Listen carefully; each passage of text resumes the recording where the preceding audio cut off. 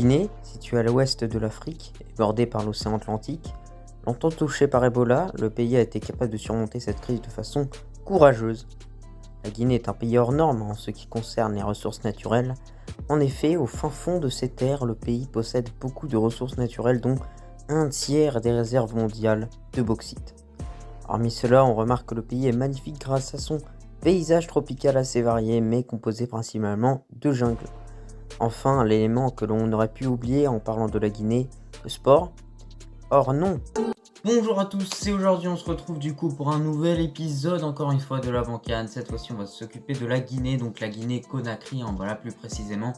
Voilà, franchement c'est une équipe assez intrigante, franchement il y a un bon effectif. Il y a moyen que cette équipe fasse des surprises dans cette CAN et on va parler de tout ça maintenant tout simple. Mais sinon, si tu n'es pas réellement abonné à la chaîne, n'hésite pas à t'abonner, à commenter, partager également si ça t'a plu. Et puis moi je te remercie énormément, je remercie beaucoup ceux qui s'abonnent, qui like, etc. D'ailleurs, merci beaucoup pour les 1000 abonnés, ça fait extrêmement plaisir et ça me pousse à continuer à vous sortir du très bon contenu. Et voilà, continuez vous également de commenter les vidéos et de les partager, ça me fait extrêmement plaisir. Donc alors pour l'histoire, on va commencer avec ça. Pour la Guinée, elle n'est pas du tout glorieuse. 0 CAN, 0 Coupe du Monde. Bon, ça paraît logique pour les Coupes du Monde. Par contre pour les CAN, peut-être que voilà, dans les prochaines années, ils arriveront à en décrocher une. C'est très compliqué de remporter une compétition internationale avec une sélection nationale. Et ça, c'est pour ça que réellement on peut les excuser à ce niveau-là. Donc voilà, après, dans les prochaines années, c'est pas impossible qu'ils la gagnent. C'est pas du tout impossible qu'ils la gagnent. Ils ont une équipe où il y a pas mal de jeunes qui peuvent, pourquoi pas, former le petit renouveau de cette équipe. Il y a pas mal de cadres qui prennent de l'expérience également. Donc ça peut être pas mal pour cette équipe et on a envie d'attendre et de voir ce que ça peut donner dans les prochaines années. Mais ça paraît assez, quand même fou de voir la Guinée gagner la CAN parce que franchement en Afrique il y a beaucoup d'équipes qui deviennent de plus en plus fortes. Donc voilà, dans l'ensemble de l'histoire, je suis un petit peu sorti complètement du contexte, mais voilà, c'est tout simplement parce qu'il n'y a pas grand chose à dire sur cette histoire, étant donné qu'ils n'ont rapporté 0 trophée, et les parcours en CAN n'ont pas non plus été incroyables pour les mentionner. Mais voilà, du coup je m'excuse vraiment si j'ai un petit peu trop parlé du futur et du présent, mais je pense que j'avais besoin d'en parler pour un petit peu introduire la suite de la vidéo. Concernant les qualifications du coup pour cette CAN 2021, tout simplement, on a un bilan qui est plutôt quand même assez négatif. C'est toujours bien de finir premier de son groupe malgré le fait que le Mali soit une bonne équipe. Ça n'empêche pas que la Guinée a l'effectif clairement pour finir premier de ce groupe et c'est pour ça que ça c'est décevant de les voir deuxième parce qu'ils ont fini deuxième avec 11 points au total. Alors le Mali a eu une courte avance, seulement 2 points d'avance et ça a dû être... ils ont réussi réellement à avoir cette avance de 2 points je pense. Franchement, je pense qu'il moi m'a déçu clairement et qui a dû décevoir vraiment le peuple guinéen. Et voilà, il y a d'autres matchs nuls qu'ils auraient pu gagner, je pense. Voilà, on a surtout une équipe qui est assez irrégulière, on remarque ça. Et peut-être qu'on a une équipe qui était en train, encore une fois, de se construire, parce que les qualifications à la CAN 2021, on sait que c'est assez tôt dans l'année. C'est-à-dire que la CAN peut être en 2021, mais tu peux disputer les qualifications en 2019, voire même 2018 même, et fin 2020 également. Donc voilà, c'est un petit peu éparpillé tout ça. Du coup, c'est pas évident pour moi. Pourquoi la Guinée a fini deuxième tout simplement de ses qualifications pour la Coupe du Monde, la CAN, excusez-moi, 2021.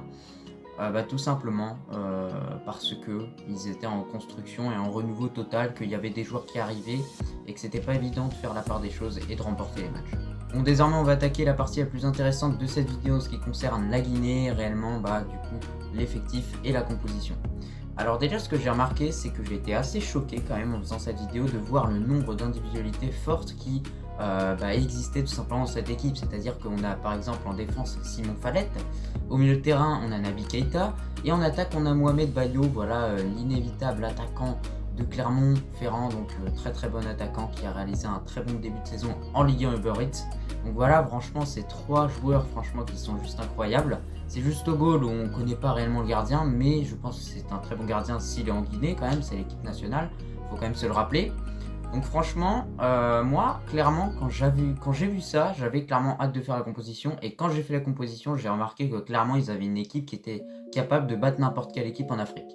Du coup, pour cette composition, on va directement commencer au goal avec du coup le gardien que je ne connais pas extrêmement beaucoup, Ali Keita tout simplement. Bon, c'est un gardien qui est depuis de nombreuses années quand même avec cette équipe de la Guinée, donc je suppose que voilà, c'est un habitué de la CAN, de toutes ces compétitions, des matchs d'Afrique, voilà, parce que ça a son importance d'être un habitué des matchs d'Afrique parce que c'est pas comme les matchs européens.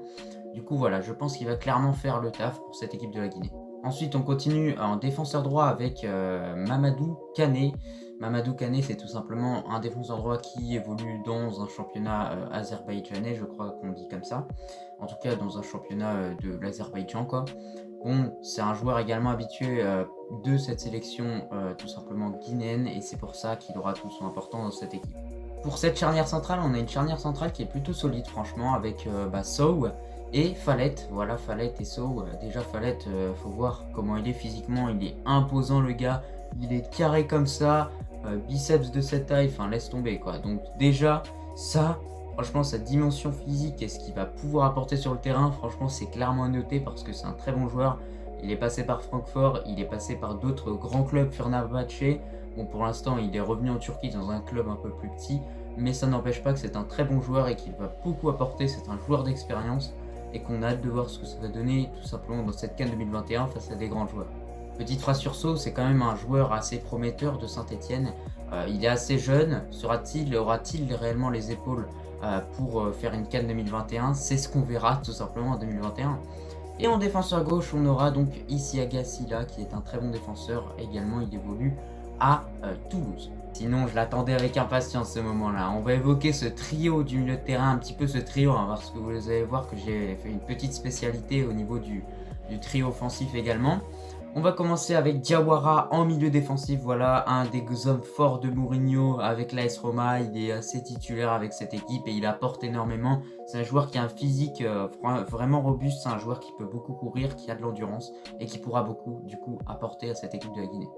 On continue avec Moriba cette fois-ci, voilà, jeune pépite, clairement, qui est sorti du Barça, qui est allé à Leipzig et qui désormais a moins de temps de jeu quand même à Leipzig, mais après ça va s'arranger avec le temps. Je pense que Leipzig va sinon l'envoyer en prêt, en tout cas il pourra acquérir de l'expérience. Mais là voilà, hein, il a choisi clairement la Guinée et c'est une réelle preuve d'amour envers son pays qu'il fait parce que il aurait pu faire comme tout le monde, comme les Fatih, les trucs, etc. et choisir l'Espagne alors qu'ils n'allaient jamais être sélectionnés. Lui, il fait le bon choix en choisissant la Guinée et en aidant son équipe. On finit avec la star de cette équipe réellement, Naby Keita. Voilà, Naby Keita, joueur de Liverpool très expérimenté qui est capable de jouer des matchs à haute intensité en première ligue, donc qui sera capable de faire la même chose en Afrique. C'est simple, c'est clairement simple. Donc voilà, on a hâte de voir ce que ça va donner. C'est lui le capitaine, je crois bien, dans cette équipe de la Guinée. Donc il va continuer d'apporter pour cette équipe de la Guinée. On sait qu'il est bon en passe, on sait qu'il est capable de récupérer des ballons. Et avec les deux autres qu'il a à côté, ça peut former une paire royale à 3. Donc ils peuvent manger n'importe quel milieu de terrain, je vous le dis. Bon, on va finir avec ce petit trio, voilà, assez spécial que j'ai fait à la fin. En milieu offensif, du coup, j'ai décidé en fait de faire un 4-4-2 losange. Et en milieu offensif, j'ai décidé de mettre Camara, le joueur de l'Olympiakos, tout simplement parce que pour moi, il ne doit pas jouer en ailier droit. C'est un joueur qui est capable de jouer au milieu offensif, donc je le mets en milieu offensif. Et vous allez voir que la doublette devant que j'évoque maintenant, donc Bayo, Cabano, franchement c'est très très fort. Et lui il sera là pour les alimenter, donc franchement ça promet d'être juste épique. Cabano c'est un dribbleur, Bayo sera le finisseur, ou alors voilà. Et pour ces deux attaquants, il y aura Camara qui tournera autour et qui les alimentera en ballon. Donc voilà, on remarque clairement sur la composition de sa globalité qu'on a une bonne défense, un bon milieu, une bonne attaque. Il y a tout ce qu'il faut pour battre n'importe quel adversaire. Peut-être qu'en défense, ça manque réellement d'expérience avec Sow qui est assez jeune. Aussi, on a sur le côté, comment il s'appelle là, je sais plus comment il s'appelle, mais en tout cas, le joueur qui joue dans l'équipe d'Azerbaïdjan, là, enfin dans le club azerbaïdjanais. Donc peut-être que ça manque un petit peu d'expérience. Mais après, franchement, avec Fallette et Isiaga Silla, je pense que ça peut un petit peu s'arranger. Après, au niveau du milieu de terrain, franchement, c'est parfait. On se demande également si ça manque d'expérience avec Moriba. Mais pour moi, voilà, à côté de lui, il a quand même Naby Keita, Diawara. Je pense que les deux, ils vont lui dire, hey, gamin, là, va falloir un petit peu monter ton niveau et montrer à nous tous qui tu es et ton talent, etc. Parce que c'est bien de dire que t'es une pépite, mais montre-le sur le terrain, quoi. Pour finir ce petit trio assez spécial avec un milieu offensif, moi, de toute façon, voilà, un Bayo, je sais ce qu'il vaut. C'est un joueur incroyable. C'est un Lukaku un petit peu lent.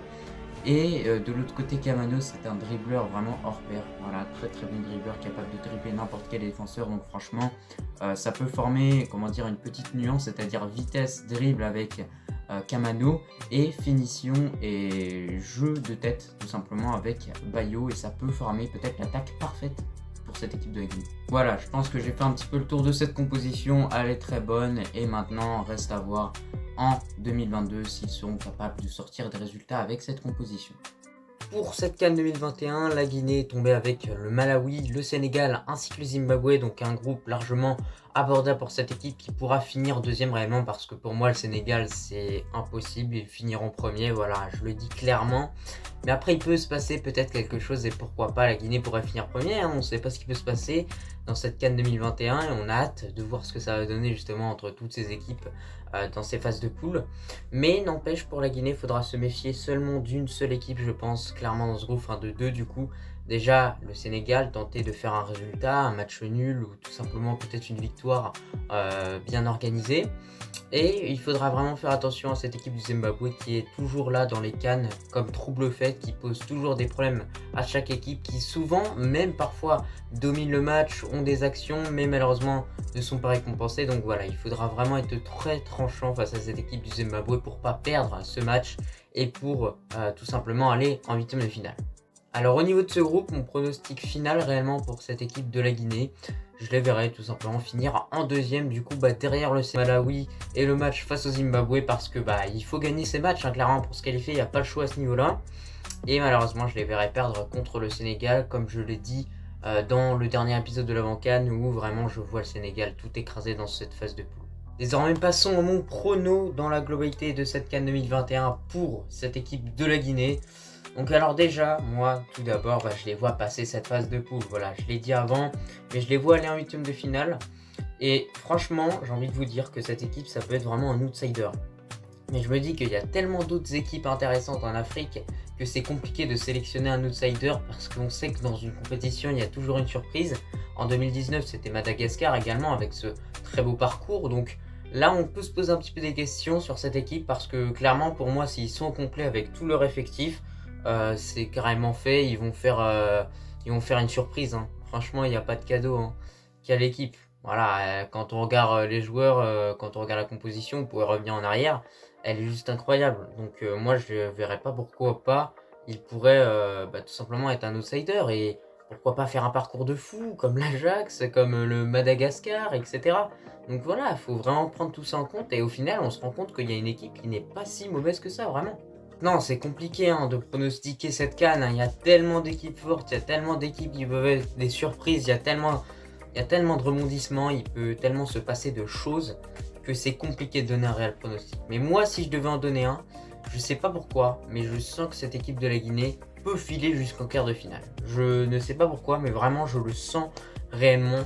Il y a un effectif. Et pour moi, je vais dire en quart de finale à une seule condition, si toute la composition que j'évoquais est mise sur le terrain. Clairement, s'ils mettent cette composition, ils ont toutes leurs chances pour aller au plus loin dans cette CAN.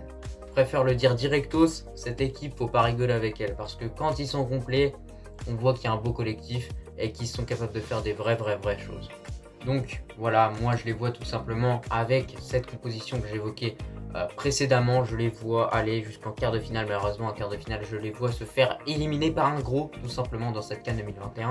Encore une fois, c'est une petite prédiction, ils peuvent tout simplement sortir en poule par le Zimbabwe ou alors à cause du Malawi. On ne sait pas ce qui peut se passer, c'est la CAN 2021, il y a plein de surprises chaque année. Donc moi, voilà, je me place sur la Guinée en tant que équipe qui peut réellement créer la surprise dans cette CAN 2021, parce que moi-même j'ai été choqué en voyant à quel point l'effectif était riche en qualité. Bon, après tout ce blabla sur mon chrono, la vidéo touche à sa fin tout simplement. Je te remercie si tu l'as regardé en entier comme d'habitude. N'hésite pas à commenter, liker, partager, etc. Et moi je vais te dire à la prochaine pour une prochaine vidéo tout simplement.